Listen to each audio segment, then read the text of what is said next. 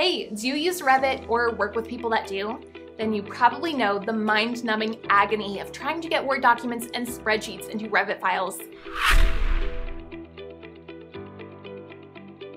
But the sad fact is that you need to do this and do it a lot. Your problems don't stop there. They are usually extensive documents and large spreadsheets. Oh wait, and they all have to be updated a lot.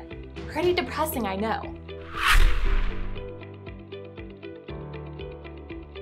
However, it doesn't have to go on this way anymore. Axiom's Microsoft Office Importer is used by most of the largest CAD and BIM firms in the industry.